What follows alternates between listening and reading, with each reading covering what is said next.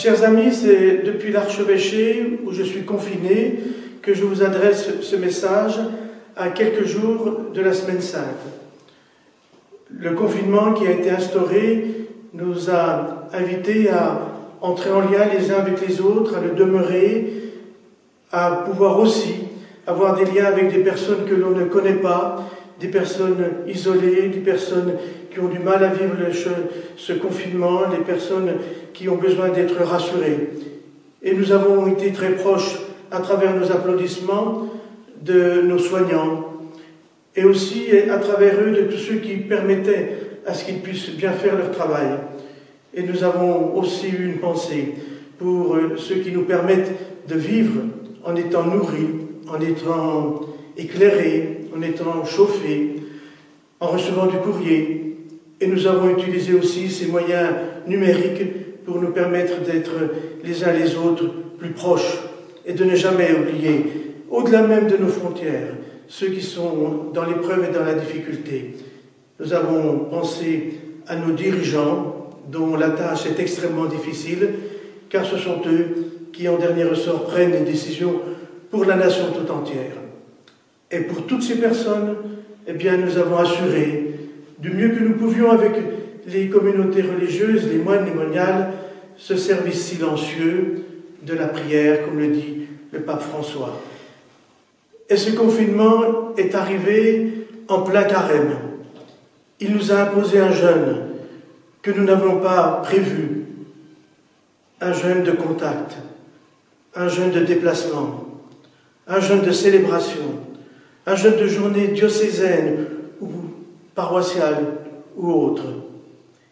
Et il nous a, en quelque sorte, invités à faire que le repli sur soi laisse place à la solidarité, que l'accumulation pour soi laisse place à la générosité, que l'égoïsme laisse place à l'attention à l'autre.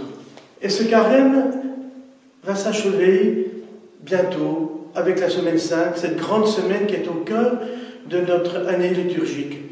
Elle va commencer dimanche avec le dimanche des rameaux et de la Passion de Jésus, au cours duquel on bénit les puits.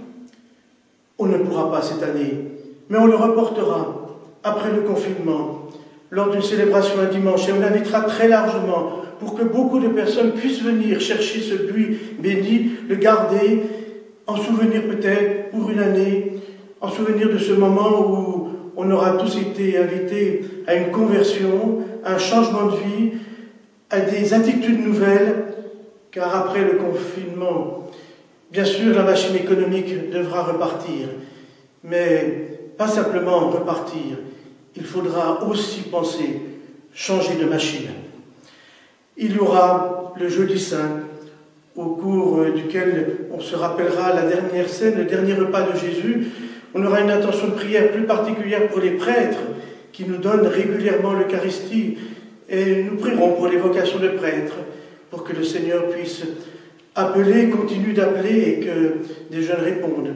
Il y aura le Vendredi Saint avec le chemin de croix et puis la grande prière devant la croix où toutes les intentions du monde et tout particulièrement celles que nous portons aujourd'hui à travers cette pandémie seront portées devant le Christ, cloué en croix, portant lui-même déjà ce que nous vivons aujourd'hui. Le Samedi Saint, où le Christ est au tombeau, et c'est le silence absolu. Et le jour de Pâques, au cours duquel nous dirons la vie a été plus forte que la mort, mais pas simplement la vie comme on le voit naturellement, l'amour est plus fort que la mort. Et les cloches qui étaient parties le Jeudi Saint, comme le veut la coutume, comme en catimini, comme en cachette, on ne les aura pas entendues, pourront rayonner, pourront sonner largement dans tous nos villages, dans tous nos quartiers. Et je propose que cela puisse se faire à midi moins le quart, un quart d'heure avant que le Saint-Père à Rome ne donne sa bénédiction, que nous pourrons tous aller écouter, Urbi pour la ville de Rome et Orbi pour le monde, devant une place vide, unique dans l'histoire. Mais cette place vide étant remplie de toute l'humanité à laquelle il s'adressera. Et nous resterons avec ce message. Oui, l'amour est plus fort que la mort, parce qu'après, le confinement continuera, alors le carême va continuer. Bien sûr que non.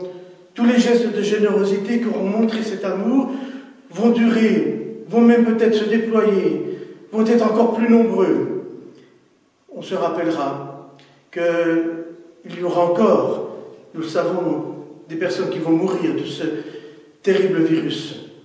Il y aura encore des obsèques où il n'y aura que quelques personnes de la famille, mais elles seront quand même là.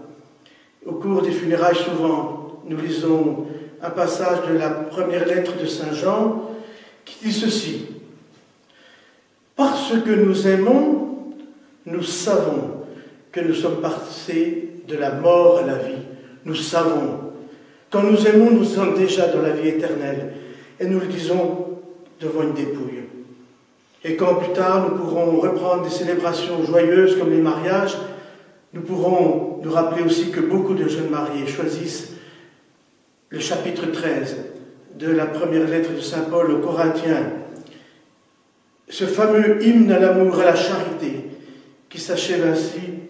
L'amour supporte tout, l'amour espère tout, l'amour a toujours confiance, l'amour endure tout, l'amour ne passera jamais, parce que Dieu est amour et que nous sommes faits, nous sommes créés à son image pour aimer et être aimés. Et ce message de Pâques, il parcourra tout le confinement jusqu'à sa fin et même au-delà. Chers amis, je voudrais terminer en vous lisant très simplement une belle méditation d'un ami, Philippe de Givry, qui vient de paraître dans un tout petit livre qui s'appelle « Un chemin d'apaisement ».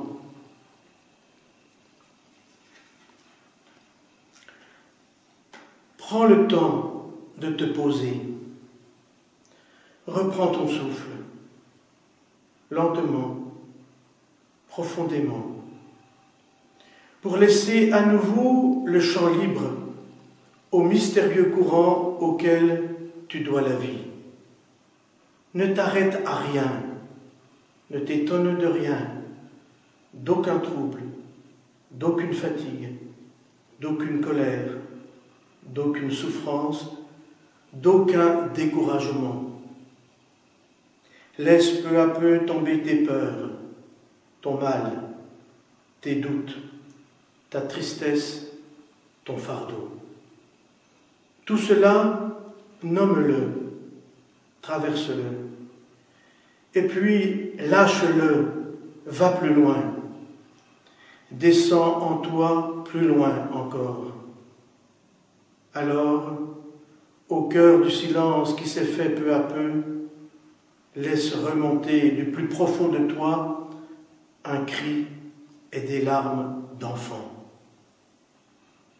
C'est alors que tu t'ouvres enfin pour accueillir ce que tu désires au fond le plus, être aimé, rassuré, consolé.